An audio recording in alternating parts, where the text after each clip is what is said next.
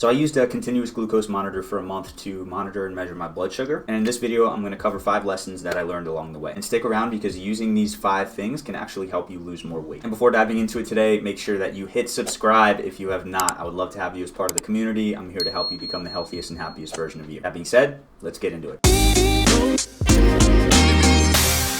Hey, what's up? My name is Schuyler. I'm the founder of Reach Fat Loss and Fitness, where our goal is to help you lose fat and burn muscle. We do it without counting calories or weighing your food, without strict diets, definitely without any cardio. I really believe we have the most effective strategy out there, and so if you're looking to learn more about it and see how you can use it to lose weight, you can check out the beginner's fasting guide in the description of this video. So what is the benefit of using a CGM, and what did I learn throughout this month? So first and foremost, when we consume food, most of that food is broken down in its purest form into sugar. This is where the term blood sugar comes from. It's the amount of sugar in our blood, and when we have levels of blood sugar, our body releases a hormone called insulin to take this sugar, to push it into our cells so we can use it for fuel. The problem is that when insulin is released, the burning of body fat actually stops, which isn't an issue at its core unless you have a higher than normal level of blood sugar in your body. Having these blood sugar spikes and then come downs from insulin pushing them into these cells can lead to energy crashes. It can lead to increased appetite, increased cravings. And so from a holistic standpoint, if you're looking to lose weight without logging every single calorie, managing your blood sugar can be a super helpful strategy. So what are the 5 lessons that I took away from this month? First and foremost, when we take a look at blood sugar, the quality of the food matters. Now, it's pretty obvious that your blood sugar is going to spike less if you are having things like proteins and fats, but something that I thought was super interesting was that the type of sugar matters when it comes to your spikes. I actually tested this out by having pure sugar, monitoring the blood sugar spike, and then having something like honey or maple syrup and monitoring that spike. And even though it was the same amount, it was the same number of grams of sugar, my blood sugar spiked less when I had the natural forms of sugar in the form of honey and maple syrup. This is a really cool takeaway, and it just emphasizes my approach to fat loss of upgrading your ingredients. If you are baking something that includes sugar, or you're eating something that has sugar, it can be a super helpful swap to eliminate that processed granulated sugar and to include another form of sweetener such as honey or syrup. Big takeaway and a big suggestion. Whenever I bake now, I am always wondering how I can swap out the sugar, what I can use, whether honey or real maple syrup is going to taste better,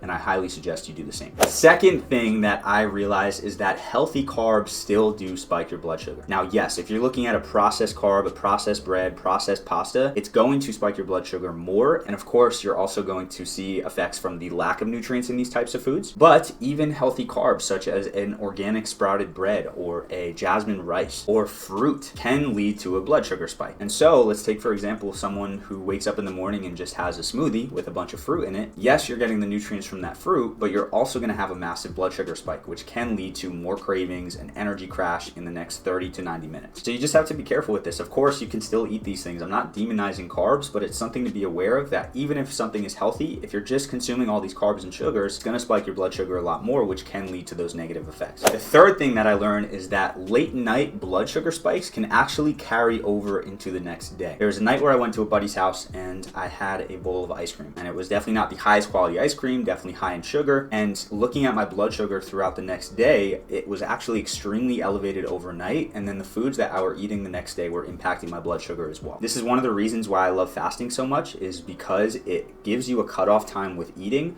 which is going to give you a higher chance of having lower blood sugar when you go to bed, which is going to benefit you the next day as well. And so if you're learning how to fast, make sure you check out the beginner's fasting guide in the description of this video. But overall, this is something to be aware of. If you are having late night food, try to reduce the amount of sugar and carbs that are in it, and try to keep it more protein and fat focused. Before we go any further, I would love if you could answer me this question: what is your favorite carby or sugary food? I'm not here to demonize carbs. I put a lot of effort into these videos, and I'd love to hear your answer. I would probably say that pasta or ice cream is my number 1 choice. The fourth thing that I took away from this month is that pairing your carbs or sugars with a fiber, such as a vegetable, a protein, or a fat, can actually reduce the blood sugar spike you experience than if you have that carb or sugar on its own. This is a really cool takeaway because it allows you to take a look at the foods you're eating and allowing you to change the order that you eat them to minimize that blood sugar spike even more. And so for an example, if you have a plate of, let's say, steak and rice and broccoli, it can be a really good idea to start eating the broccoli first, then move to the steak, then finish with the rice so that you minimize that blood sugar spike. This is also something that I learned in the book, The Glucose Revolution. I highly suggest this if you're looking to learn more about insulin and blood sugar. So yeah, just as simple as changing the timing or even pairing a sugary or carby food with other foods and protein, fat, fiber can give you a benefit when it comes to blood sugar. And then the fifth thing I found out from this month was that it is extremely